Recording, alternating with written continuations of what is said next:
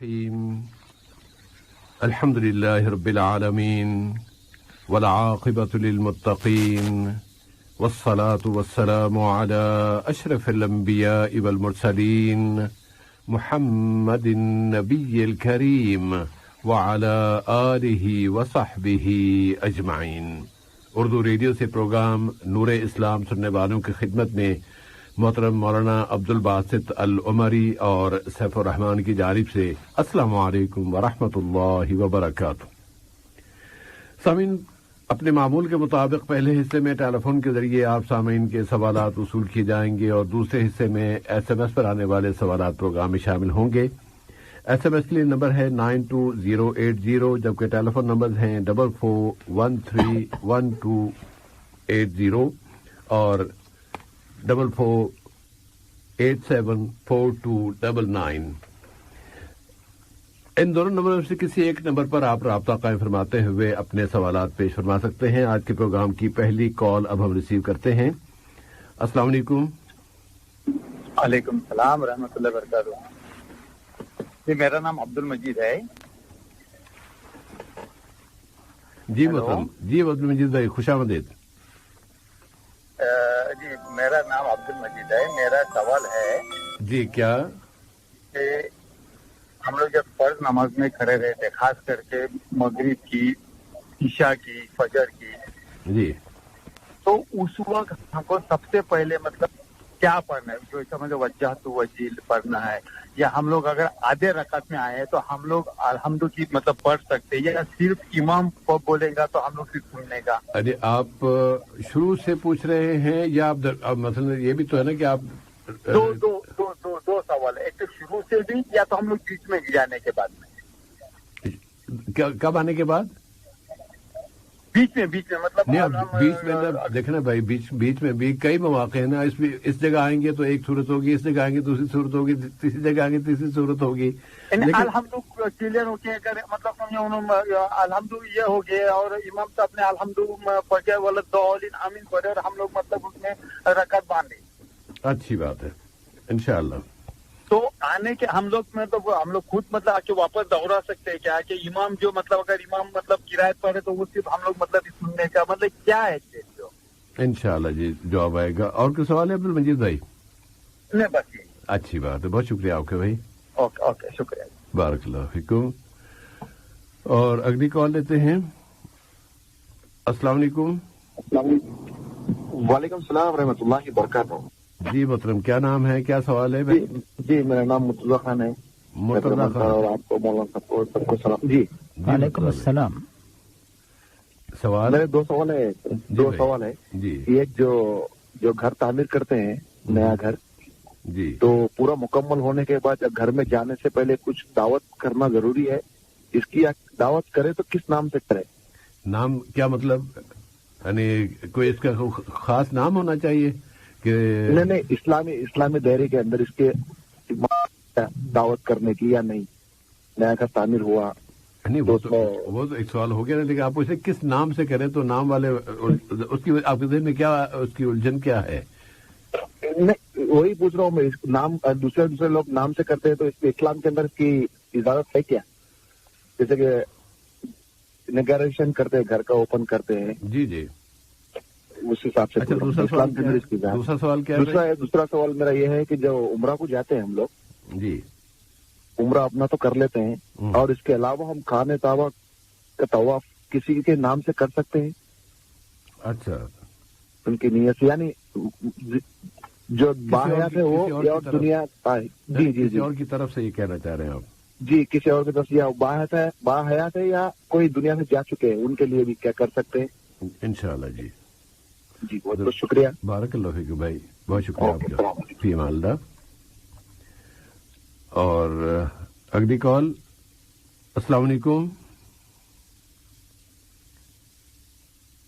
Hello جی السلام علیکم. جی السلام ورحمۃ اللہ وبرکاتہ. جی میرے دو سوالات ہیں. کیا نام ہے؟ میرا نام عبد المجید ہے. جی عبد المجید جی. ہاں جی، پہلا سوال ہے جو کچھ لوگ جو ہے حدیثوں کو نہیں مانتے، یہ بولتے ہیں کہ جو مطلب جو ریلیجن ہے صرف قرآن کو فالو کرنا ہی ہے. تو ایسا قرآن کے اندر کہیں پر مینشن ہے کہ آپ کو حدیثوں کو فالو کرنا چاہیے تاکہ ان کو بول سکیں. دیکھیے قرآن میں بھی مینشن ہے کہ حدیث کو فالو کرنا چاہیے. صحیح. ہاں. اور دوسرا سوال ہے یہ جو دن میں جو سنت رہتے ہیں 12 سنت اضافی فرض نماز کے ساتھ, تو یہ اگر مجھے یعنی کوئی بھی ریزن ہو, چاہے میں لیزینس کی وجہ سے یا پھر سستی یا پھر کام ڈیوٹی کی وجہ سے, کسی کی وجہ سے, یہ سارے سنتیں اکٹھا کر کے کبھی پڑھ سکتا ہوں میں؟ جیسے میں ظہر کی سنتیں مغرب کے ٹائم پہ پڑھ لوں, مجھے مغرب کے بعد ٹائم ہے, یا پھر سارے سنتیں عشاء کے وقت پڑھ لوں, تو ایسا جمع کر کے پڑھ سکتے ہیں صبح سے شام تک؟ سنت فرض کی نماز, فرض کی بات نہیں کر رہا ہوں میں, سنتوں کی بات کر رہا ہوں صرف. اچھی بات ہے. اوکے جی, انشاءاللہ جواب آئے گا بھائی. بہت شکریہ آپ کا فی اللہ. اور اب ہم اگلی کال لے لیتے ہیں. السلام علیکم. وعلیکم السلام رحمۃ اللہ وبرکاتہ. میرا نام جفر عالم ہے. جی جفر عالم صاحب.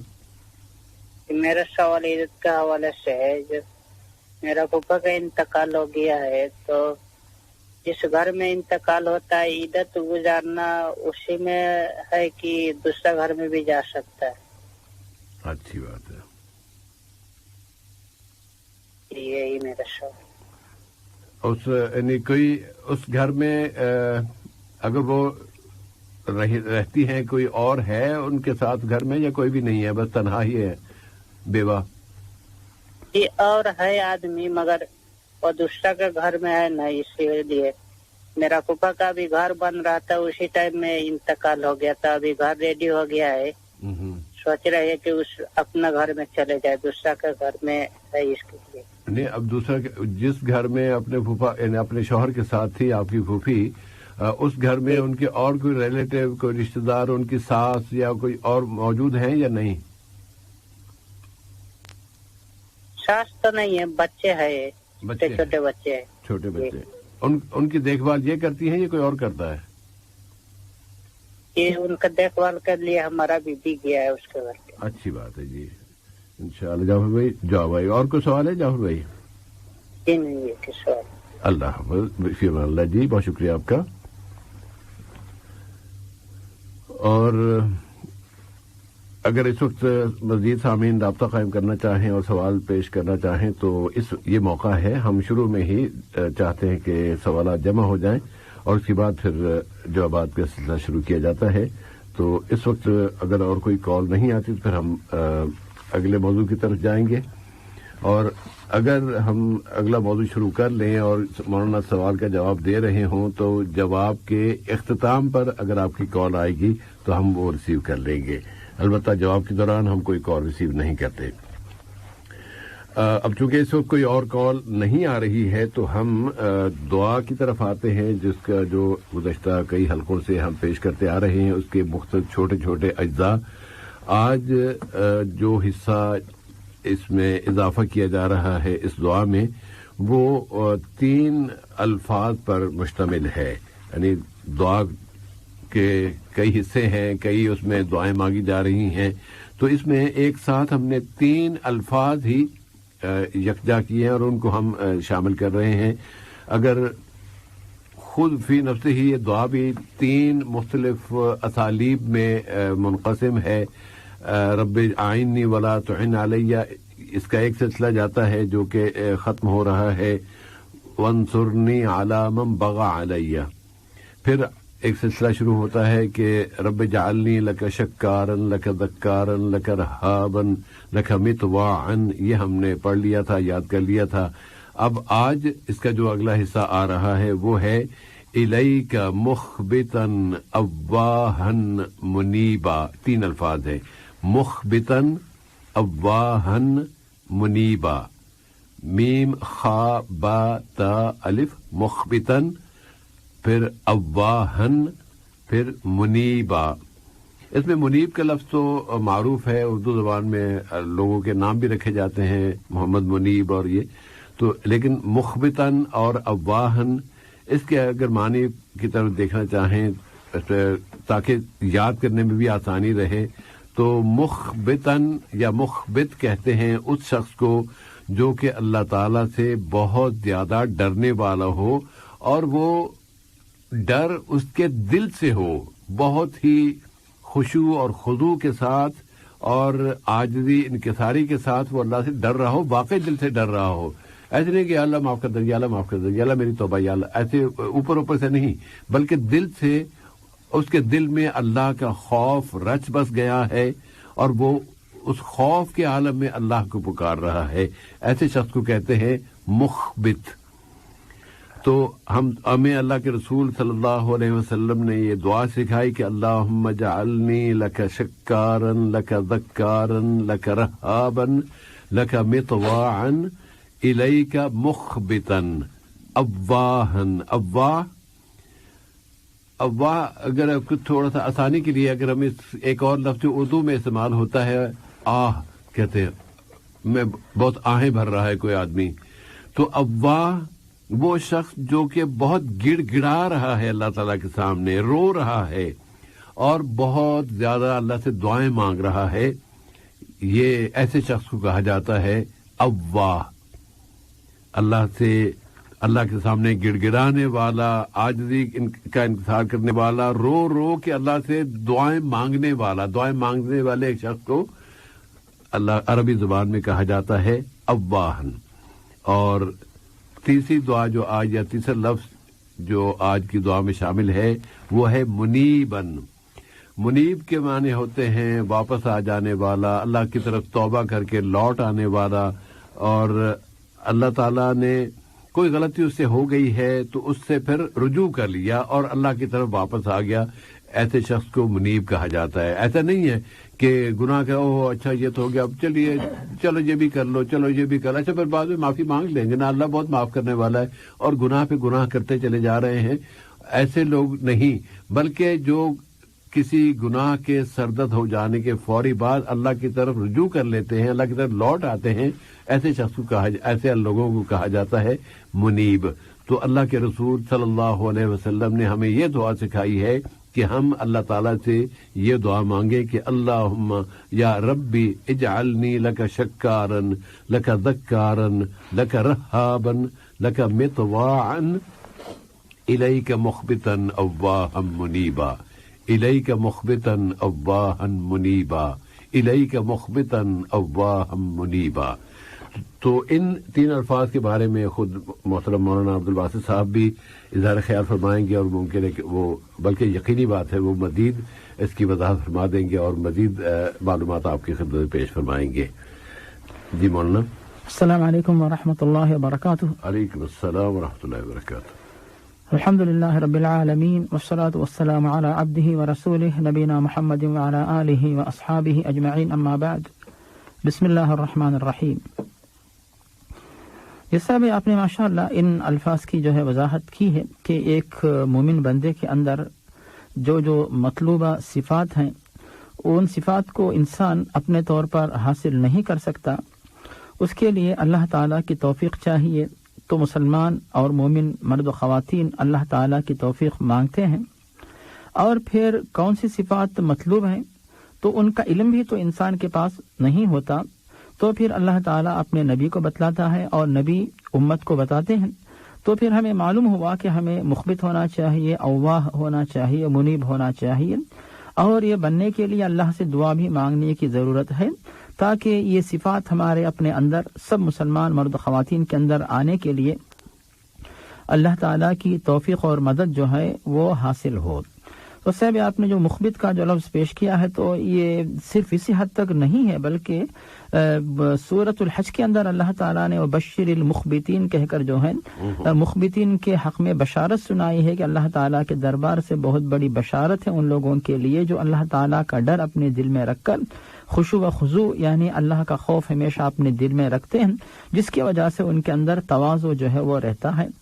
اور اواہ یعنی اللہ تعالیٰ کے دربار میں جو ہے یعنی اس طرح دعا مانگنا کہ اللہ کے سوا کوئی دعا قبول کرنے والا نہیں، اور اگر اللہ تعالیٰ دعا کو قبول نہ کرے تو پھر بندے کہاں جائیں گے، اور اگر اللہ تعالیٰ جو وعدہ کر رہا ہے تو پھر سب سے زیادہ حق تو اللہ کے ان بندوں کا ہے جو اللہ پر ایمان رکھ کر اللہ سے دعا مانگ رہے ہیں. تو پھر یہ سب جذبات جو ہیں اواہ کے لفظ کی وجہ سے جو ہے وہ ظاہر ہوتے ہیں. اور منیب جو ہے اللہ تعالیٰ کی طرف دل و دماغ اور ذہن، نفس، ضمیر، سب چیزوں سے جو جتنے بھی جو انسان کے اعضاء ہیں ان سب کے ذریعے اپنے آپ کو اللہ کی طرف متوجہ کرنے والا بندہ. اور سے بھائی یہ جو صفات آپ ماشاءاللہ پیش کر رہے تھے تو یہ جو ہے اللہ تعالیٰ نے قرآن مجید سورۃ توبہ کے اندر واضح کر دیا کہ ان ابراہیم حلیم اواہ منیب، کہ ابراہیم علیہ السلام کی خوبیاں، خصوصیات اور صفات ان کے اندر بھی یہ صفات پائی جاتی تھیں. تو گویا کہ ہم یہ جو صفات جن کے بارے میں اللہ کے دربار میں دعا مانگ رہے ہیں تو یہ انبیاء کرام کی صفات تھی، خوبیاں تھی اور خصوصیات تھی. تو یعنی ان کے اندر یہ خوبیاں پائی جاتی تھی. تو ہم بھی جو ہے چاہتے ہیں کہ انبیاء کرام کے طریقے پر چلے، کیونکہ ان صفات کو اللہ تعالیٰ پسند کرتا ہے. تو یہ ان صفات کی توفیق اگر مل جائے تو انشاءاللہ بہت بڑی کامیابی کی ہم امید انشاءاللہ رکھ سکتے ہیں. یہ سے بھائی جزاکم اللہ خیرن. اور کچھ کالز ہیں یہ لے لیتے ہیں. السلام علیکم. السلام علیکم جی. ہلو، یہ کٹ گئی ہے، چلیے یہ لے لیتے ہیں. السلام علیکم. ہیلو، السلام علیکم. وعلیکم السلام ورحمۃ اللہ وبرکاتہ. جی آپ کو نام اور سوال بتا دیں بھائی. جی ندیم بول رہا ہوں، ندیم خان. ندیم خان صاحب خوش آمدید بھائی. سوال؟ یہ میرے دو سوال ہیں. ایک سوال تو میرا یہ ہے کہ مسلک کے اوپر میرا سوال ہے. میں بہت کبھی اس کے اندر نا مسئلہ ہوتا ہے بہت زیادہ. جیسے میں ادھر قطر میں رہتا ہوں نا. کیا جاتے ہیں؟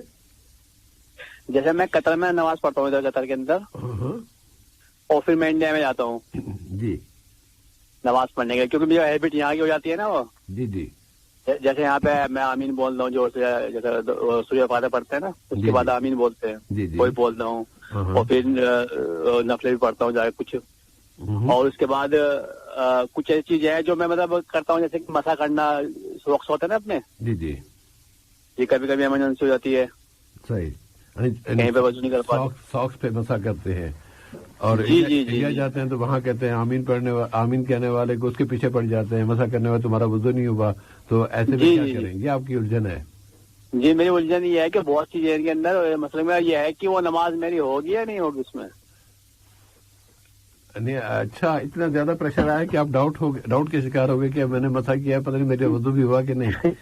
نہیں میں اس کا شکار نہیں، مطلب یہ ہے کہ وہ لوگ بولتے ہیں کہ تمہاری نماز نہیں ہوگی ایسے. جی مسئلہ یہ نہیں ہے. اللہ کے رسول نے جو بتایا ہے وہ ہمیں اس پر یقین کرنا چاہیے، اور انشاءاللہ اس کو جواب آ جائے گا. اور مولانا دلیل دے دیں گے کہ اللہ کے رسول نے کیا فرمایا ہے. اس کے بعد اللہ کے رسول کے بعد پھر کسی اور کی ضرورت نہیں رہتی. جی جی جی. اچھا، دوسرا سوال کیا تھا آپ کا محترم نظیر بھائی؟ جی دوسرا سوال ایک یہ ہے کہ جیسے ہمیں خواب آتے ہیں، خوابوں میں کیا ہوتا ہے کہ یہ خواب کے کیسے ہوتا ہے، مطلب یہ اللہ کی طرف سے ہوتے ہیں کیا ہے، اور خواب سچ بھی ہو جائیں اگر ہوتے ہیں. جی خواب آیا، جیسے خواب دکھا دیا، وہ پھر پتہ چلا کہ وہ کچھ مجھے ایسا دکھا کہ وہ پھر آگے جا کے وہ سچ ہو گیا. تو کافی ایسا ہوتا ہے. ایسے خوابوں کے بارے میں پوچھنا چاہ رہے کہ یہ کیا واقعی سچ ہوتے ہیں یا یہ بھی ایسے کوئی گڑبڑی ہے؟ جی جی جی. یہ ہے کہ یہ خواب مطلب یہ کس کی طرف سے ہوتے ہیں؟ اچھی بات ہے. جی اللہ کی طرف سے ہوتے ہیں، کیا ہے کہ آنے والی آفتوں سے بچنے کے لیے ہوتے ہیں، کیسے کیا ہے؟ جی اللہ کے رسول نے اس بارے میں وضاحت فرمائی ہے، وہ انشاءاللہ مولانا ضرور بیان فرما دیں گے. بہت شکریہ آپ کا محترم ندیم بھائی. فی امان اللہ.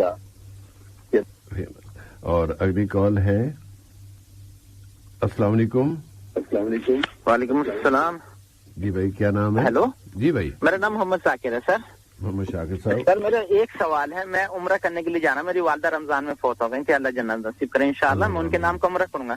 سر پیچھے میرے والد صاحب بھی انتقال کر گئے تھے، کیا ان کے نام کا بھی عمرہ کر سکتا ہوں یا نہیں؟ بس یہ سوال ہے میرا. جی جی انشاءاللہ. جی یہ جیسے جو آتے ہیں نا تو وہ 4-5 بار عمرہ کر لیتے ہیں، اور یہاں پہ میں نے ایک بار آپ کے ریڈیو سنا تھا کہ ایک ہی بار عمرہ کر سکتے ہیں. بس یہ میری الجھن ہے، بس اور کچھ نہیں سر. انشاءاللہ اس کا حل نکل آئے گا، جواب دیا جائے گا. بہت شکریہ آپ کا بھائی. فی امان اللہ. اور ایک اور کال بھی ہے. السلام علیکم. السلام علیکم جی. وعلیکم السلام سید بھائی اور کالر آپ کو بھی. وعلیکم السلام. کیا نام ہے؟ جی میرا نام سید امیر ہے. سید امیر. جی جی سید صاحب. جی میرا سوال ایک ہی ہے. ابھی میرے کو نا 3 مہینے سے بہت گردن میں تکلیف ہے میرے کو. 3 साढ़े 3 महीने से। तो मैं गर्दन फहरा नहीं सक रहा हूँ, मैं पीछे गर्दन, मेरा सर पीछे चले जा रहा। तो बाद खुद ना नमाज को जाने के वजह से भी ना मेरे को बहुत तकलीफ होती।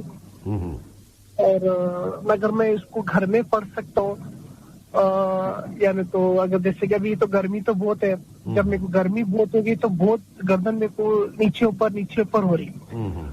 तो मैं मस्जिद को मैं अगर घर में अगर पढ़ लिया तो ये बेहतर रहेगा या मेरे को जरूरी है मस्जिद को जाना? अच्छा, मस्जिद आपको पैदल जाना होता है या गाड़ी पे जाते हैं या सहूलत नहीं है? घर से 1-2 मिनट की दूरी पे है, मगर कि ना मेरे को बहुत तकलीफ होती है मेरे को। पर जब मैं वापस नमाज पढ़ के जब मैं वापस आता हूँ तो ऐसा हो जाता है मेरे ऊपर जैसे कि 10 ताबुक रख दिए मेरे ऊपर। अल्लाह ताला फरमाए। और बस दुआ, आप लोग दुआ की दरख्वास्त है, बस मैं बर्दाश्त नहीं कर सक रहा हूँ मैं तकलीफ को। मैं इसमें डॉक्टर साहब क्या कहते हैं कि किस तरह उसको आप अपनी गर्दन को या अपने सर को सीधा रखने के लिए कुछ आपको सहूलत या कोई तरीका बताया उन्होंने? कुछ तरीका बताए, मगर कि ना अपॉइंटमेंट मिलने के से बहुत तकलीफ हो रही मेरे को। अल्लाह ताला बस मैं सबर, बस अय्यूब अलैहिस्सलाम की सदका नसीब हो बस मेरे को। बस मैं सबर कर रहा हूँ मैं, बस इंशाअल्लाह, बस इम्तिहान है मेरा, बस आप लोगों से दरख्वास्त है दुआओं की। इंशाअल्लाह अल्लाह ताला आपको मुकम्मल सजदा करेगा जी। व इला मरीज़ फहुव यशफीन, अल्लाह ही है जो शिफा अता फरमाता है, अल्लाह ही है शिफा करने वाले। बस आप लोगों से जी इंशाअल्लाह मौलाना भी दुआ करेंगे और हम अपने सामने से भी कहेंगे कि तमाम बीमारों के लिए और आपके लिए दुआ करें। अल्लाह ताला बस शुक्रिया बहुत आपका, बहुत बहुत शुक्रिया। बहुत शुक्रिया आपका भाई, फी अल्लाह। और अब हम आते हैं जवाबात की तरफ। मौलाना अब्दुल मजीद साहब का सवाल फर्ज नमाज के बारे में, मगरिब इशा और फजर में, कि उसका आगाज किस तरह किया जाए, एक मुक्तदी को किस तरह नमाज शुरू करनी चाहिए। अगर वो शुरू नमाज से ही यानी जमात की इब्तिदा से ही शरीक है तो क्या वो इन्नी वजह लिल्लज़ी फतर समावात पढ़ेगा या कुछ और पढ़ के अपनी नमाज की इब्तिदा करेगा? और अगर नमाज के दौरान सूरह फातिहा के बाद वो नमाज जमात में शरीक होता है तो उसे क्या करना चाहिए? इससे भाई इसका आसान जवाब इस तरह हम पेश कर सकते हैं कि नमाज के अंदर जो है कई अरकान और फ़राइज़ हैं और कई जो है वाजिबात हैं, कई मसनून और मुस्तहब जो है वो अहकाम हैं। उनमें से जो है दुआ इफ्तिताह, मिसाल के तौर पर सुबहानक अल्लाहुम्मा बाद लोग पढ़ते हैं मुकम्मल दुआ, और बाद लोग अल्लाहुम्मा बाइद बैनी मुकम्मल पढ़ते हैं, बाद लोग इन्नी वज्जहत वजह लिल्लज़ी फतर अस्समावाति वल अर्द ये मुकम्मल दुआ पढ़ते हैं। तो सर भाई ये जो है जो इफ्तिताही दुआएं हैं ये मुस्तहब हैं। मुस्तहब का मतलब अगर कोई शख्स पढ़ता है सवाब ज्यादा मिलेगा, अगर किसी भी वजह से नहीं पढ़ता है तो नमाज में कमी नहीं आएगी। सिर्फ जो है इस एक दुआ को न पढ़ने का जो सवाब, जो पढ़ने का सवाब जो मिलना चाहिए, न पढ़ने से वो सवाब नहीं मिलेगा, लेकिन नमाज इंशाअल्लाह अपनी जगह सही होगी। लेकिन जब इमाम साहब ने सूरतुल फातिहा का आगाज कर दिया हो तो ये जो दुआ इफ्तिताह है जिसे हम आम अल्फाज में सना कहते हैं, तो खुद ब खुद जो है ये साखित हो जाती है। साखित इसलिए होती है कि इमाम साहब जो है कुरान की तिलावत कर रहे हो और पीछे से जो है कोई शख्स मुस्तहब अमल कर रहा हो तो फिर दोनों के आपस में तारुज है। इसीलिए ये बात उलमा ने पेश की कि इमाम साहब ने अगर खिरात का आगाज कर दिया है तो ऐसी सूरत में जो है सना ना पढ़ी जाए, बल्कि इमाम साहब की खिरात सुनने में मसरूफ हो जाए। अब आती है बात कि इमाम साहब सूरतुल फातिहा पढ़ने के बाद अगर वक्फा देते हैं तो फिर आप सूरतुल फातिहा पढ़ें, और अगर वक्फा नहीं देते हैं, खिरात का आगाज हो चुका है, ऐसी सूरत में फिर उलमा की यहाँ पर दो तहकीकात हैं। बाज़ उलमा की तहकीक ये है कि अगर मौका नहीं मिलता है तो जहरी नमाज में सिर्फ इमाम की खिरात सुनना काफी है, और दूसरी तहकीक ये है कि इमाम साहब की खिरात चाहे सिर्री हो या जहरी हो, इमाम साहब वक्फा देते हो या न देते हो, तो आप सूरतुल फातिहा की हद तक जो है आप तिलावत करें और उसके बाद खामोश जो है इमाम साहब की तिलावत को सुने। तो ये तहकीकात इस सिलसिले में पेश की जाती हैं। जी साहब भाई, जज़ाकुल्लाहु खैरन। और मुर्तज़ा खान साहब का सवाल के घर तामीर किया है, अल्लाह ताला उस घर में बरकत अता फरमाए और उसे उसकी नेमतों से इस्तिफादे की तौफीक अता फरमाए। पूछना ये चाहते हैं कि जब घर का इफ्तिताह कर रहे हों, घर में जा रहे हों, तो क्या करना चाहिए? कोई दावत देनी चाहिए या وہ دعوت کے بارے میں نام کا لفظ استعمال کیا تھا کہ کس کے نام سے دینی چاہیے، تو اگر آپ کے اس بارے میں کچھ معلومات ہو مولانا۔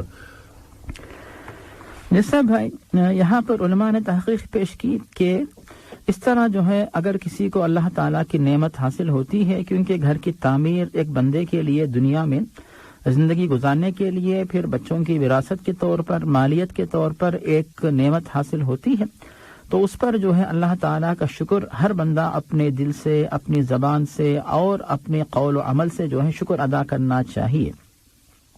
لیکن شکر ادا کرنے کے لیے دعوت دینا ضروری نہیں ہے، جیسے نکاح کے اندر دعوت ہوتی ہے، ولیمے کے اندر، عقیقے کے اندر بعض لوگ یعنی اجازت ہے۔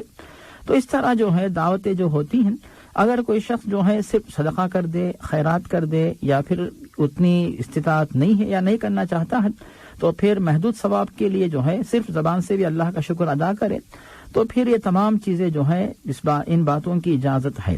لیکن اگر کوئی شخص جو ہے اس خوشی کے موقع پر کہ اللہ تعالیٰ نے اس نعمت سے نوازا ہے، دوست احباب کو بلا لے اور جو فقراء مساکین ہیں ان کو بھی دعوت دے، تو سب کو جو ہے کھلا دیتا ہے، پلا دیتا ہے، ضیافت کرتا ہے، تو اس میں ابن باز وغیرہ کی تحقیق یہ ہے کہ اس میں کوئی حرج نہیں ہے، یا اللہ تعالیٰ کے شکرانے کے طور پر یہ چیز شمار ہوتی ہے۔ تو جیسے سے بھائی کے موصوف پوچھ رہے تھے کہ اس کا نام یعنی ولیمہ یا عقیقہ، ایسا تو نہیں ہے، لیکن آپ جو اللہ کا شکر ادا کرنے کی نیت سے، اس ارادے سے اگر یہ دعوت کرتے ہیں، اس میں اجازت ہے، لیکن ضروری جو موصوف نے کہا کہ بالکل ضروری نہیں ہے۔ تو اس طرح کی جو ہے کسی چیز کو ضروری قرار دینے کے لیے قرآن حدیث کی طرف سے دلیل چاہے تو یہ ضروری نہیں، آپ کو اختیار ہے، مباحات میں شامل ہے۔ اگر آپ کرتے ہیں آپ کو اختیار ہے، نہ کرتے آپ کو اختیار، اس میں یہ آپ کی خوشی کے اوپر یہ بات موقوف ہوتی ہے۔ جسے بھائی جزاکم اللہ خیراً۔ مرتضی خان صاحب کا دوسرا سوال کہ عمرہ کر لیا ہے اور ابھی مکہ میں موجود ہیں، اور خیال آیا کہ امی کی طرف سے، ابا جی کی طرف سے طواف کر لیا جائے، کیا اس کی اجازت ہے؟ اس سے بھائی قرآن مجید میں جو ہے حج و عمرے کے فضائل کے ساتھ ساتھ جو ہے طواف کا بھی ذکر آیا ہے کہ للطائفین والعاکفین والرکع السجود، کہ طواف کرنے والے کعبے کے اطراف طواف کرتے رہتے ہیں، تو اس بات کا ذکر ہمیں ملتا ہے۔ اب جہاں تک سے بھائی طواف میں کیا نیابت ہو سکتی ہے کہ ایک شخص کسی اور کی طرف سے نیابت کرے، جیسے حج کے اندر حج بدل ہے، عمرے بدل ہے، تو کیا طواف بدل ہے کہ نہیں؟ اس کے بارے میں علماء کی تحقیق یہ ہے کہ جس طرح نماز کے اندر صلاۃ بدل یا نماز بدل نہیں ہے، اسی طرح جو ہے طواف بدل کا ثبوت نہیں ملتا ہے۔ اگر آپ جو ہے عمرے کے اندر جو طواف فرض ہے اس سے فارغ ہونے کے بعد جو نفل طواف آپ کرنا چاہتے ہیں یا کرتے ہیں، تو اس طواف کے دوران یعنی آپ کا مقصد یہ ہوتا ہے کہ آپ کو یعنی آپ کے جو دوست یعنی جو رشتہ دار ہیں، قرابت دار ہیں، والدین ہیں، ان کو ثواب پہنچانا چاہتے ہیں، تو بالکل آسان طریقہ یہ ہے کہ یہ طواف بہت بڑی فضیلت والی عبادت ہے۔ اس عبادت کے دوران، طواف کے دوران آپ ان کے حق میں جو دل کھول کر یعنی جو فائدہ ان کو پہنچانا چاہتے ہیں، اگر بقید حیات ہے تو پھر ان کے صحت مندی، عافیت، تندرستی، سلامتی، نیک اعمال کی توفیق، یہ دعا مانگے، اور اگر دنیا سے جا چکے ہوں تو پھر قبر کے عذاب سے نجات کے لیے اور آخرت کے مراحل آسان ہونے کے لیے، عرش کے سائے میں جگہ ملنے کے لیے، حوض کوثر کا پانی ملنے کے لیے، اور بغیر حساب و کتاب کی جنت میں داخل ہونے کے لیے، جہنم سے بچنے کے لیے آپ ان کے حق میں دعا کیجیے۔ تو آپ جو چاہتے ہیں کہ طواف کے ذریعے ان کا فائدہ ہو جائے، تو پھر آپ اپنے طواف کے دوران، چونکہ ماشاءاللہ سے بھائی یعنی طواف کے 7 چکر جو ہوتے ہیں تقریباً اگر بھیڑ نہ ہو تو کم از کم اس کے باوجود آدھے گھنٹے سے لے کر 35 منٹ تک جو ہے ٹائم لگ جاتا ہے۔ اس دوران آپ ماشاءاللہ یعنی اپنے لیے، اپنے والدین، اہل عیال کے لیے، ساری امت کے لیے دعا کر سکتے ہیں۔ تو اس طرح آپ دعا کر کے طواف کا جو وقت رہتا ہے اس سے بھرپور فائدہ اٹھائیں۔ یعنی نیابت کا ثبوت و ذکر ہمیں کہیں نہیں ملتا ہے، تو آپ یہ تو کر سکتے ہیں کہ وہ اگر دعا نہیں کر رہے یعنی حرم شریف میں یا کعبے کے پاس آ کر، آپ تو ان کی طرف سے دعا کر سکتے ہیں، تو ان کی طرف سے دعا کر کے ان کو فائدہ پہنچائیے۔ جسے میں جزاک اللہ خیراً، اسی دعا کے حوالے سے مرتضیٰ بھائی ایک تجویز ہے، اگر آپ اس پہ عمل کرنا چاہیں تو مثلا آپ نفلی طواف کر رہے ہیں، آپ نے عمرہ کر لیا ہے، بعد میں آپ کو طواف کرنا چاہ رہے ہیں، طواف کا آغاز کیجئے، اور اپنے طور پر آپ نے جن افراد کے بارے میں آپ دعائیں مانگنا چاہتے ہیں، والدین ہیں، امی ہیں، ابا جی ہیں، دادا حضور ہیں، بھائی ہیں، بہنیں ہیں، تو آپ ایک چکر पूरा का पूरा चक्कर किसी एक के लिए वक्फ है, या मैं बस इसमें पूरी अम्मी के लिए दुआएं मांगता जाऊंगा, बार बार अम्मी के लिए जितनी दुआएं मांग सकते हैं वही, दूसरे चक्कर में अब्बा जी के लिए मांगे, तीसरे चक्कर। ये भी एक तरीका है कि आप किसी को फरामोश भी नहीं कर पाएंगे और ज्यादा से ज्यादा आप उनके लिए दुआएं मांग सकते हैं। अगर आप इस तरीके पर अमल करना चाहें तो इसकी गुंजाइश मौजूद है। ये साहब अच्छा आपने बताया कि जैसे अगर आपने ये बताया कि हम किसी एक रिश्तेदार के लिए दुआ का आगाज करें तवाफ के आगाज के साथ ही, तो तकरीबन यानी उनके हक में जो है 5-7 मिनट एक एक के लिए, यानी हर एक के लिए आप 7-7 मिनट वक्त जो है वो दे सकते हैं। तो बहुत बड़ी बात है कि इतनी दुआ इंशाल्लाह उनके लिए यानी उम्मीद है कि काफी हो जाएगी इंशाल्लाह। उसमें तकरार भी हो सकती है, बाद में और भी बार बार भी कर सकते हैं। जी बिल्कुल साहब भाई, ये एक तरीका आसानी के लिए बताया, आसान लगता है। जी साहब भाई, जज़ाकल्लाहु खैरन। अब्दुल माजिद साहब फरमाते हैं कि कुछ लोग हैं जो हदीस को नहीं मानते और वो अहले कुरान कहलाते हैं या कुरान को बस मानते हैं, तो क्या कुरान पाक में कोई ऐसी आयत है जिसमें ये अल्लाह ताला की तरफ से फरमाया गया हो कि तुम हदीस को मानो? जी साहब, यहाँ पर उलमा ने बात पेश की कि अल्लाह नज़्ज़ल अहसन अल हदीस, कि अल्लाह ताला ने बेहतरीन हदीस को नाजिल किया। तो उलमा की तहक़ीक़ ये है कि हदीस के अंदर कुरान और जो सही अहादीस ये दोनों चीज़ें शामिल हैं।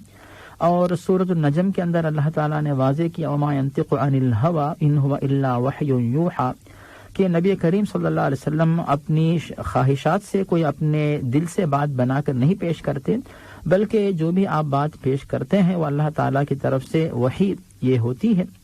दो बातें हो गई। तीसरी बात यह है कि अल्लाह ताला ने कुरान मजीद में बार बार जब नबी करीम का जिक्र किया कि हुवल्लज़ी बअथ फिल उम्मीयीन रसूलन मिनहुम यतलू अलैहिम आयातिही व युज़क्कीहिम व युअल्लिमुहुमुल किताब वल हिकमा, कि नबी करीम जो है किताब और हिकमत की तालीम देते हैं। तो किताब के साथ साथ अल्लाह ताला ने हिकमत का भी जिक्र किया है। और उसके बाद एक और बात यहाँ पे यह है साहब भाई कि जब तक हदीस या सुन्नत न हो तो फिर कुरान पे अमल करना, इस बात की यानी ये बात समझ में नहीं आती कि कैसे हम कुरान पे अमल करेंगे। और मजीद यहाँ पर ये बात भी है कि नबी करीम ने कुरान के बारे में ये कहा कि कुरान अल्लाह का कलाम है। अगर कोई शख्स जो हदीस का इनकार करे तो वो गोया के कुरान के इनकार का रास्ता जो है वो खोल रहा, वो दरवाजा खोल रहा है। इसीलिए ये लोग जो है मुनकिर हदीस अपने आप का जो यानी अपना लक़ब देते हैं कि अगर मुनकिर हदीस कहेंगे तो लोग जो है इनको पसंद नहीं करेंगे, तो एक दूसरा लफ्ज़ इस्तेमाल करते अहले कुरान। हकीकत में ये अहले कुरान का दावा उनका गलत है। और अहले कुरान जो देखे गए हैं उन्होंने कई इस्लाम की बुनियादी तालीमात को ठुकराया, इनकार कर दिया, दीन से दूर हो चुके, यहाँ तक कि उन्होंने नमाज रोजे को भी ठुकरा दिया कि इनकी तफसील चूंकि कुरान में नहीं है तो हम इनकी पाबंदी के मुकल्लफ नहीं।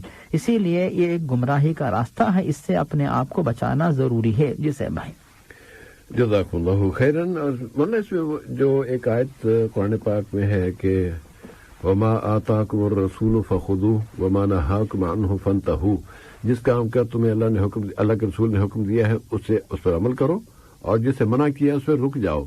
अब इतना वाज़ेह हुक्म आने के बावजूद अगर वो कुरान कहते हैं कि हम कुरान को मानते हैं तो फिर तो मतलब कुरान को नहीं मान रहे, वो इस हुक्म को नहीं मान रहे। अतीउल्लाह व अतीउर रसूल, अल्लाह की इताअत करो, अल्लाह के रसूल की इताअत करो। जब अल्लाह के रसूल की इताअत के हुक्म आ रहा था वो कुरान को नहीं मान रहे, तो जब वो फिर उनका दावा झूठा है। अल्लाह ताला उनको हिदायत दे। जी साहब है, बहुत ही बेहतरीन दलाइल हैं। और जो पहली जो दलील थी आपने जो पेश की सूरतुल हशर की जो है आयत नंबर 7, और दूसरी दलील जो है सूरत मोहम्मद की आयत नंबर 33, तो दोनों मकामात पे अल्लाह ताला ने अल्लाह की इताअत के बाद प्यारे नबी की इताअत, और प्यारे नबी जो कुछ दे तुमको ले लो। तो फिर प्यारे नबी देते कहाँ से हैं? नहीं, प्यारे नबी देने का मतलब जो है आप हदीस की रोशनी में, हदीस की शक्ल में आप तालीम देते, हुक्म देते हैं, तो फिर हर हुक्म को मान लो। तो ये गोया के यानी अल्लाह ताला का ही सराहत के साथ हुक्म है कि नबी की बातों को मान लो, नबी की बातों को न ठुकराओ। तो अगर कोई शख्स नबी की बातों को ठुकराता है दर हकीकत वो कुरान को ही ठुकरा रहा है। जिसे भाई जज़ाकुल्लाहु खैरन, अगर कोई कुरान पे अमल करे तो वो लाजमन हदीस पे अमल करेगा, वरना फिर वो कुरान पे भी अमल नहीं कर रहा। जी सर, बारकल्लाहु फीकुम। अब्दुल माजिद साहब का दूसरा सवाल कि अगर किसी वजह से हो सकता है सुस्ती की भी थोड़ा अंतर शामिल हो, और अगर वैसे ही बस फर्ज पढ़ ली है और फिर दिन में किसी एक वक्त सारी सुन्नतें इकट्ठी पढ़ ली, क्या इसकी कोई गुंजाइश निकलती है? یہ صاحب ہے جہاں تک سنت کی نمازیں ہیں، یہ جو سنت کی نمازیں ایک مسلمان مرد و خواتین کو جو ہے فرض نماز کی پابندی میں جو ہے مددگار ثابت ہوتی ہیں کہ آپ جو ہے وقت سے پہلے نماز کی تیاری کرتے ہیں، سنت کی نماز پڑھتے ہیں، فرض کی نماز پڑھتے ہیں، پھر اس کے بعد والی سنت پڑھتے ہیں. تو اس طرح جو ہے یہ نمازیں جو ہے فرض نماز کے سلسلے میں مسلمانوں کی یہ مددگار ثابت ہوتی ہیں. تو اس لیے جو ہے سنت کی نمازوں کی پابندی کی فضیلت بتائی گئی ہے. اب اگر کوئی شخص جو ہے کوئی سستی یا کاہلی آ گئی، کسی دن اس طرح ہو گیا، تو پیارے نبی صلی اللہ علیہ وسلم سے اس بات کا ہمیں ثبوت ملتا ہے کہ بسا اوقات ایسا بھی ہوا کہ آپ کے پاس کوئی مخصوص عذر تھا، تو یعنی کچھ مہمان آ گئے تھے، آپ سنت نہیں پڑھ سکے ظہر سے پہلے والی، بعد میں آپ نے یعنی عصر کے بعد اس کی قضا کی. تو اس طرح ہمیں ثبوت ملتا ہے کہ کسی وجہ سے کبھی ہو جائے تو آپ کر سکتے ہیں، لیکن ہمیشہ عادت بنا لینا کہ اس طرح آپ کریں گے. یعنی کوئی عذر تھا، مثال کے طور پہ ڈیوٹی کا معاملہ تھا، یا پھر تھکے ہوئے تھے اور نہیں پڑھ سکے، یا پھر پارکنگ نہیں تھی، اپائنٹمنٹ تھا، کوئی اور وجہ تھی، تو آپ کبھی اس طرح کرتے ہیں تو الگ بات ہے. ورنہ اس طرح عادت بنا لینا یہ خود جو ہے سنت کے خلاف ہے. پیارے نبی نے یہ طریقہ نہیں سکھایا. ہر ایک نماز جو ہے اس کا جو وقت جو ہوتا ہے فرض نمازوں کے ساتھ جن سنتوں کو جوڑا گیا، تو اس میں بھی اللہ کی طرف سے حکمت ہے، اور پیارے نبی نے حکمت کی وجہ سے ہی جو اس طرح کی شریعت جو ہے اس طرح کی سنت آپ نے پیش کی، اس کی پابندی کے فوائد الگ ہوتے ہیں. تو اس طرح آپ جو ہے عادت نہ بنا لیں.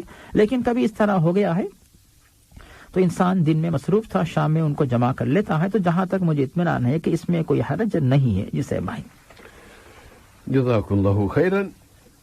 جعفر عالم صاحب کا سوال کہ یا ان کے فرمایا کہ پھوپھا کا انتقال ہو گیا ہے، تو اب پھوپھی کے حوالے سے پوچھنا چاہتے ہیں کہ عدت اسی گھر میں گزاریں یا اپنے گھر چلی جائیں. جس سے عدت کے بارے میں علماء کے الگ الگ اقوال ہیں، لیکن جمہور کی جو تحقیق ہے وہ یہ ہے کہ جو خاتون بیوہ ہوتی ہے اس کو چاہیے کہ اپنے شوہر کے گھر میں، جو شوہر فوت ہو گیا ہے اس کا جو گھر ہے اسی گھر میں عدت وہ گزارے گی. اور عدت کا جو وقت ہے وہ اتنے دنوں کے لیے، اگر مثال کے طور پر اگر وہ اپنے یعنی شوہر کے سوا کوئی اور سہارا نہیں ہے، وہ چلی جانا چاہتی ہے مثلا، تو ایسی صورت میں ہم ایک یعنی جو دوسری صورت ہے اس پہ بات کریں گے. لیکن اس دوران نان نفقے کی ذمہ داری شوہر کے مال سے ہی اس بیوہ خاتون کے لیے دی جائے گی. تو اس طرح جو ہے شوہر کے مال سے اس کے لیے نان نفقے کا انتظام کیا جائے، رہنے کا انتظام کیا جائے. لیکن مجبوری کی صورت اگر ہے کہ وہاں پہ کوئی نہیں ہے، بے سہارا ہے، اکیلی ہے، خطرہ ہے، اطراف غلط قسم کے لوگ رہتے ہیں نعوذ باللہ، تو مجبوری کی حالت میں خاتون اپنی جان اور عزت و عصمت کے تحفظ کے لیے کسی اور مقام پہ جا کے عدت گزارتی ہے، تو اس بات کی اجازت ہے. ورنہ علماء کی تحقیق یہ ہے کہ خاتون کے لیے عدت گزارنا یہ فرض ہے، اور شوہر کے گھر پہ ہی عدت گزارنا یہ لازمی ہے. الا ہے کہ اگر کوئی خاص ضرورت پیش آ گئی اور کہیں باہر چلی گئی کسی کام سے، اس کے بعد پھر واپس آ گئی، یعنی مثال کے طور پر کوئی خاتون اس کی ڈیوٹی ہے یا پھر کوئی اور وجہ ہے، اپائنٹمنٹ ہے، یا پھر کسی ایسی ذمہ داری آ گئی، تو باہر جائے اور اپنا کام پورا کر کے گھر میں واپس آ جائے. اس طرح 4 ماہ 10 دن کی مدت جو ہے زیادہ طویل نہیں ہوتی، خاص طور پہ صاحب بچے بھی ہے بتا رہے ہیں، اور اگر ساتھ دینے کے لیے اس خاتون کا کوئی بھائی آ جائے یا پھر بہن آ جائے، اور خود سسرال والے بھی اگر ساتھ رہے مثال کے طور پر، تو اس طرح جو ہے یہ ایک فریضہ وہ انجام دے رہی ہے، تو اس کی مدد کی جائے.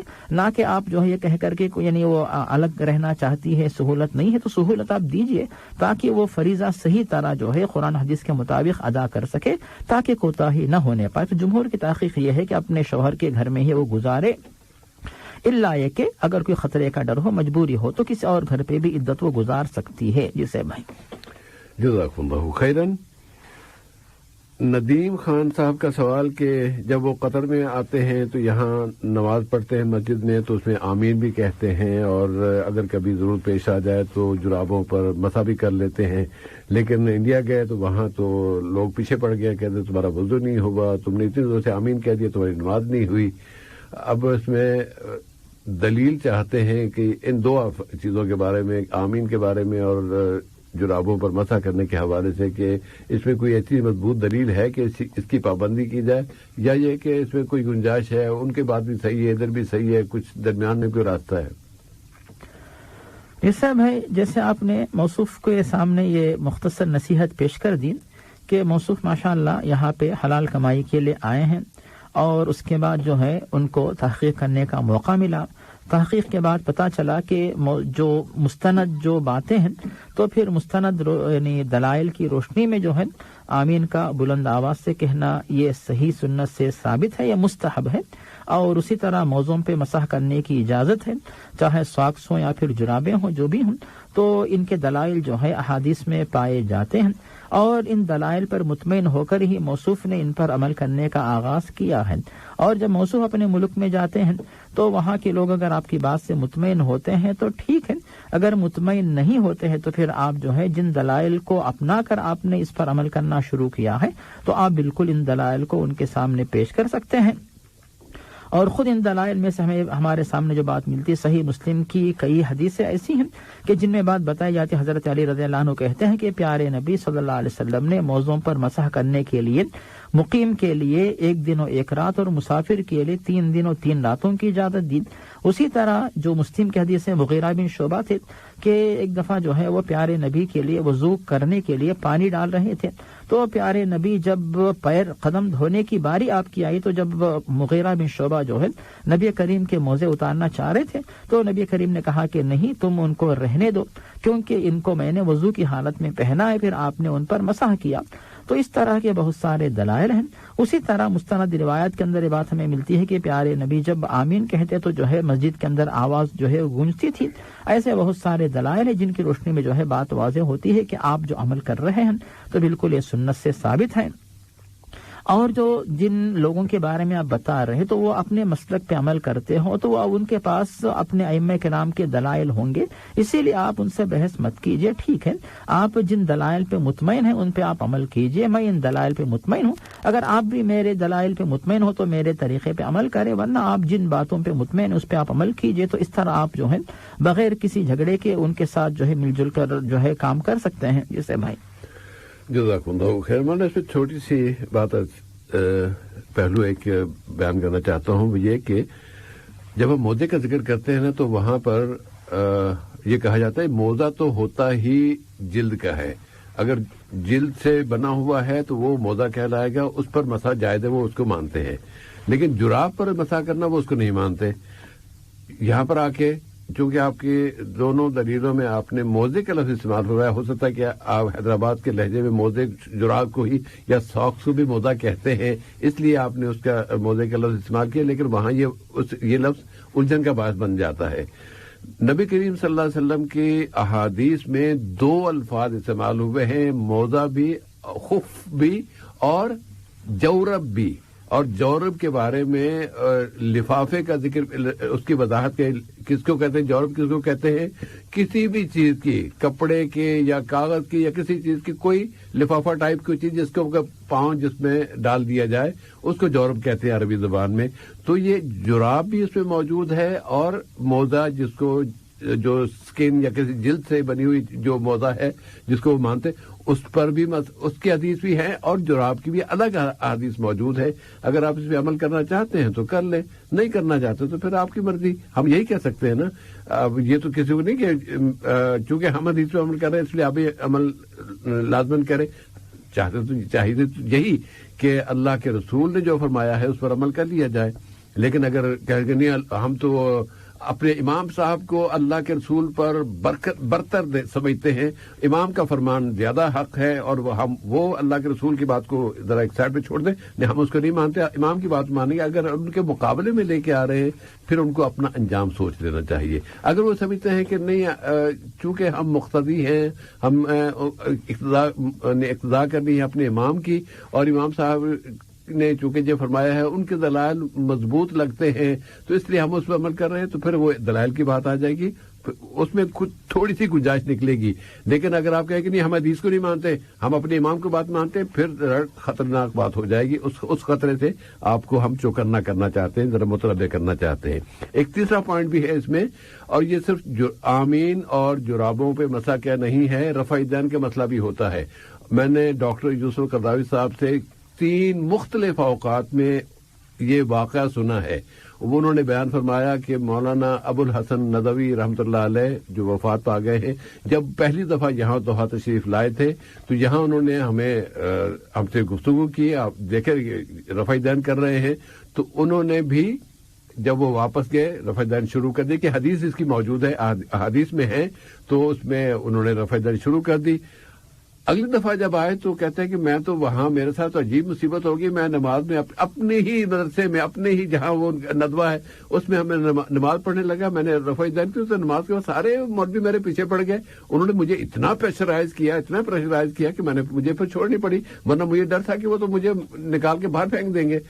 یہ مولانا ابو الحسن ندوی صاحب کا جملہ ہے جو میں نے ڈاکٹر قضاوی صاحب کی زبانی 3 مرتبہ 3 مختلف اوقات میں سنے ہیں، یہ ان الفاظ میں سنا ہے، تو وہاں اتنی شدت برتی جاتی ہے۔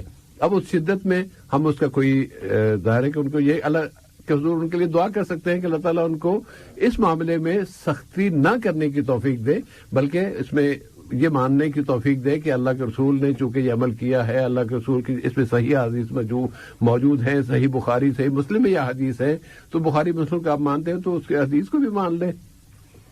جی سیم بھائی۔ ندیم خان صاحب کا دوسرا سوال کہ خوابوں کے بارے میں، خواب کیا ہوتے ہیں، کس کی طرف سے ہوتے ہیں؟ یہ صاحب ہے، جہاں تک خوابوں کا معاملہ ہوتا ہے یہ انسان کے اختیار سے باہر یہ چیز ہوتی ہے، اور اس کے بارے میں خود دلائل ہمیں ملتے ہیں کہ الرؤیا من اللہ والحلم من الشیطان، کہ جو خوشی والے خواب جو ہوتے ہیں اللہ تعالیٰ کی طرف سے بشارت کے طور پہ ہوتے ہیں، اور جو بھیانک خواب جو ہوتے ہیں انسان کو ڈرانے والے اور شیطان کی طرف سے ہوتے ہیں۔ اور پھر ایک اور بات ہمیں ملتی اضغاث احلام، یعنی انسان دن بھر کوئی چیز سوچتا ہے، کسی سے بات کرتا ہے، یا پھر پرانے مناظر جو بچپن میں کچھ مناظر دیکھے ہو، کسی سے ملاقات ہوئی ہے، تو پھر ان خیالات کا بھی جو ہے، ان خیالات کے خواب بھی جو انسان سوتے وقت جو ہے خواب ان کے بھی آ جاتے ہیں۔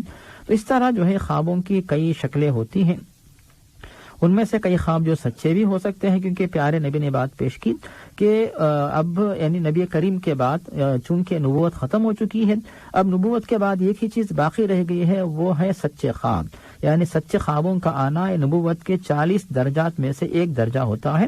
اگر کسی کو سچے خواب آتے ہیں تو گویا کہ یعنی اللہ تعالیٰ کی طرف سے ایک اطلاع ہے، ہو سکتا ہے کہ وہ بشارت ہو، یا پھر کسی انسان کے لیے کیا کرنا چاہیے کیا نہیں کرنا چاہیے اس طرح کسی کو آگاہ کیا جا رہا ہو، تو پھر ہو سکتا ہے کہ کسی استخارے کا نتیجہ ہو۔ ان تمام جو ہے اسباب کی وجہ سے بھی جو ہے خواب وغیرہ آ سکتے ہیں۔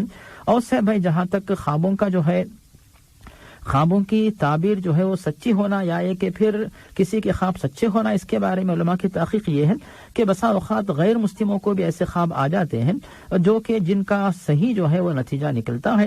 جیسے یوسف علیہ السلام کے دور میں جو مصر کا بادشاہ تھا، جس نے جو ہے وہ خواب دیکھا تھا، جو 8 گائیں جو ہے وہ دبلی پتلی گائیں، موٹی گائیں وغیرہ، اور جو اناج وغیرہ اس نے دیکھا، تو پھر یوسف علیہ السلام نے تعبیر پیش کی کہ پھر جو ہے 7 سال تک جو ہے بارش ہوگی، اناج کی فراوانی ہوگی، اس کے بعد پھر قحط سالی آئے گی، اس کے بعد پھر دوبارہ بارش ہوگی۔ تو اس طرح جو ہے یوسف علیہ السلام نے اس غیر مسلم بادشاہ کے خواب کی تعبیر جو بتائی، تو اس طرح امکان ہے۔ تو مطلب یہ ہوا کہ یعنی خواب جو ہے اللہ کی طرف سے اچھے خواب ہوتے ہیں اور بھیانک خواب شیطان کی طرف سے، لیکن آپ ان خوابوں کو دوسروں کے سامنے نہ پیش کریں، اور اچھا خواب آیا تو اللہ کا شکر ادا کریں، اور اگر بھیانک خواب اگر آیا ہے تو اس صورت میں جو آپ بائیں جانب جو ہے 3 دفعہ تھوتھو کر کے اعوذ باللہ پڑھیں، اعوذ باللہ من الشیطان الرجیم، یا پھر آپ کروٹ بدلیں، یا پھر آپ اٹھ کر جو ہے وضو کر کے 2 رکعت نماز پڑھ کے سو جائیں، تو پھر انشاءاللہ اس خواب میں جو ڈرنے کی جو ہے چیز آپ کو بتائی گئی وہ آپ کو نقصان نہیں پہنچائے گی۔ تو یہ تمام باتیں خوابوں کے بارے میں پیش کی گئی ہیں۔ جسے بھائی جزاک اللہ خیراً۔ محمد شاکر صاحب کا سوال کہ عمرہ کرنے گئے اور کہ وہاں پر والد صاحب کی طرف سے بھی عمرہ کیا جا سکتا ہے، یا امی کی طرف سے اگر عمرہ کرنا چاہیں تو کر سکتے ہیں یا نہیں؟ جس صاحب جہاں تک حج یا عمرے کی بات آتی ہے، اگر کوئی شخص جو ہے اپنی طرف سے حج عمرہ کرنا چاہے تو بالکل ٹھیک ہے، لیکن کسی اور کی طرف سے جو ہے کوئی شخص حج یا عمرہ کرنا چاہے، اس کے لیے ضروری ہوتا ہے کہ حج بدل یا عمرے بدل کرنے والا پہلے اس کا اپنا حج ہو چکا ہو، اس کا عمرہ ہو چکا ہو، تو کسی اور کی طرف سے نیابت کرتے ہوئے حج بدل یا عمرے بدل کر سکتا ہے۔ اب صاحب یہ بات آتی ہے کہ ایک سفر میں اگر کوئی شخص حج یا عمرے پہ جیسے حج تو ایک دفعہ ایک ہی ہوتا ہے ایک سال میں، تو عمرہ کرنے کے لیے گیا ہے، یا پھر حج پہ جا کر عمرہ کر رہا ہے تو کئی عمرے وہ ایک یا دو عمرے ایک والد کی طرف سے ایک والدہ کی طرف سے مثلا کر سکتا ہے کہ نہیں. اس کے بارے میں جو مشہور محقق علماء ہے ابن تیمیہ ابن عثیمین، ان کی تحقیق یہ ہے کہ نبی کریم صلی اللہ علیہ وسلم سے کبھی بھی جو ہے ایک سفر میں ایک سے زائد عمرے کرنے کا ثبوت نہیں ملتا ہے. تو یہ علماء اس کے سخت مخالف ہیں کہ آپ ان کے حق میں دعائیں کریں اور جو ہے کسی اور کی طرف سے یعنی ایک سفر میں 2-3 عمرے نہ کریں، ایک عمرہ صرف کریں. اب جہاں تک شیخ البانی رحمہ اللہ، ان کی تحقیق یہ ہے کہ اگر کوئی شخص جو ایک سفر میں دوسرا عمرہ کرنا چاہتا ہے تو مسجد عائشہ کے پاس جا کر نہیں، کیونکہ مسجد عائشہ کے بارے میں کہتے ہیں کہ جو ہے حائض و نفاس والی یعنی حائضہ خاتون کے لیے میقات ہے، یہ عمومی جو عمرہ کرنے والے ان کے لیے میقات نہیں ہے.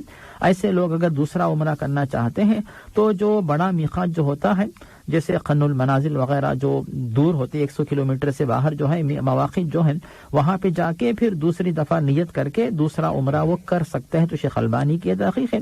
ایک آخری تحقیق صاحب ہے جو ہے جو سعودیہ کی جو فتویٰ کمیٹی ہے جو لجنہ دائمہ کہتے ہیں شیخ ابن باز رحمہ اللہ.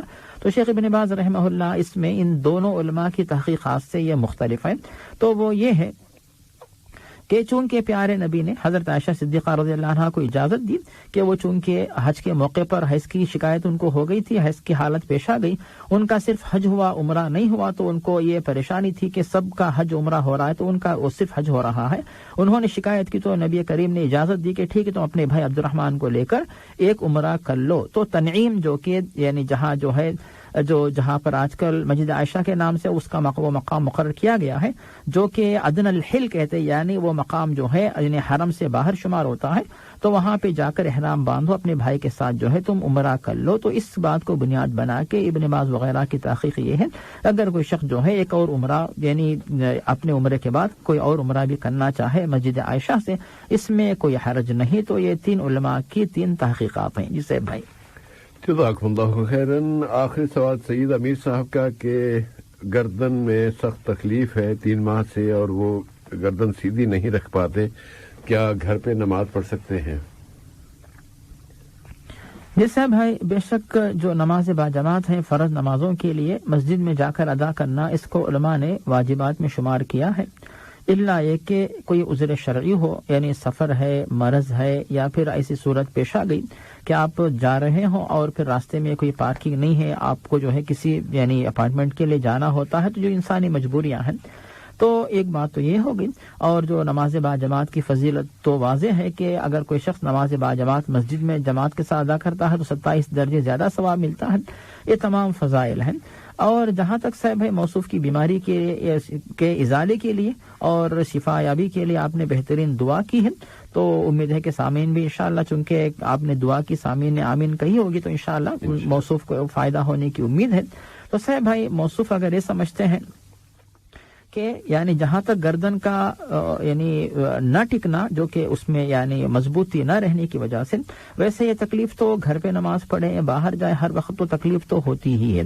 تو آپ جو ہے اگر کوشش یہ کریں کہ مستقل طور پر جو ہے مسجد کو نہ چھوڑ دے، مسجد سے اپنے آپ کو محروم نہ کرے، دور نہ ہو جائیں. کوشش کریں کہ اگر یعنی آپ 5 نمازیں نہیں آپ مسجد میں جا نہیں سکتے 5 نمازوں کے لیے، تو آپ یعنی کم از کم ایک دن میں 1 نماز تو آپ ادا کریں. لیکن وہ کہتے ہیں بھائی کہ ایسے لگتا ہے کہ 10 تابوت ان کے سر پہ رکھ دیے گئے، تو بہرحال یہ بڑی شدید مشقت ہے، جیسے اللہ ان کو موصوف کو شفا دے. یہ کہہ سکتے علاج آپ کروا تداو، پیارے نبی نے کہا کہ اپنا علاج کرواتے رہو، تو دعا بھی کریں اور دوا بھی کرتے رہیں.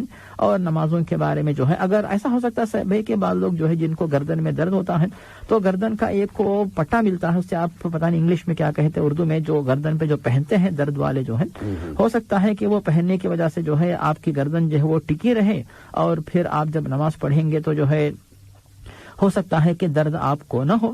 اور پتہ نہیں صاحب کہ موصوف پھر جب گردن ٹکتی نہیں تو پھر وہ رکوع سجدہ کیسے کرتے مجھے نہیں پتا، اس کے بارے میں بھی جو ہے ذرا سا یعنی احتیاط کریں کہ اگر زیادہ تکلیف ہوتی ہے تو پھر اس عذر کا خیال کرتے ہوئے جس طرح سہولت ہے کہ فاتقوا اللہ ما استطعتم، جس حد تک آپ جو ہے زیادہ سے زیادہ عبادت کر سکتے اس حد تک آپ عبادت ادا کریں.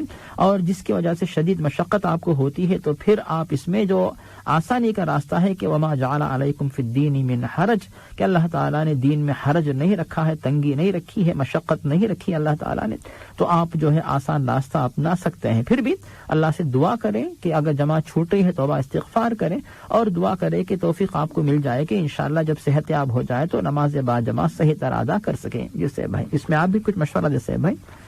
جی مولانا، میرے ذہن میں تو یہ پوائنٹ آ رہا ہے کہ بھائی اگر سید صاحب اگر آپ گھر پہ نماز پڑھتے ہیں تو مسجد میں نماز ادا کرنے سے جتنی تکلیف ہوتی ہے اس سے کم ہوتی ہے تو پھر آپ گھر میں پڑھ سکتے ہیں، لیکن اگر اتنی ہی ہے، وہاں بھی تکلیف ہو رہی، یہاں بھی تکلیف ہو رہی، کوئی اور اس کا حل نہیں ہے، تو پھر آپ مسجد چلے جائیں، اس میں زیادہ ثواب ملے گا۔ اگر آپ یہ سمجھتے ہیں کہ مسجد میں جانے سے جو مشقت ہوتی ہے کہ لوگوں کے سامنے تو میں اس طرح اپنی گردن کو کوئی سہارا دینے والی کوئی چیز نہیں رکھ سکتا، گھر میں مجھے یہ سہولت موجود ہے اور اس میں آپ کو تھوڑی درد کی شدت میں کمی آ جاتی ہے تو آپ اس طرح کر سکتے ہیں۔ اور اگر آپ دیکھیں کہ نہیں نماز پڑھتے ہوئے تکلیف بڑھ جائے گی اور بیماری میں اور شدت آ جائے گی تو پھر آپ کے لیے زیادہ بہتر ہے کہ آپ پھر گھر پہ نماز پڑھیں۔ یہ مختلف اس کے پہلو ہیں، ان میں سے جس پہلو پر آپ کو اطمینان ہو کہ میں نماز بھی پڑھوں اور اللہ تعالیٰ سے زیادہ اجر کمانے کا ذریعہ بھی میں اس کو بھی حاصل کر لوں، تو ان کو دونوں کو اپنے ملاتے ہوئے پھر آپ راستہ نکال سکتے ہیں۔ لیکن اگر آپ نے یہ کہا کہ نہیں چلو سستی تھوڑی سی اس میں شامل ہو گئی اور چلو پلیٹ سے پڑھ لیں گے میں بھی ہے لیکن اس میں سر کو سارا نہیں گھر میں مطلب نہیں ہوگا۔ اور اگر آپ گھر میں بھی نماز پڑھ رہے ہیں اور وہاں پر آپ اقامت کیسے نماز پڑھیں، گھر والوں میں کوئی اور افراد ہیں ان کو اپنے ساتھ شامل کر لیں، جماعت کا ثواب وہاں کمانے کے لیے بھی اس کی کوشش کر لیں گے تو انشاءاللہ آپ کو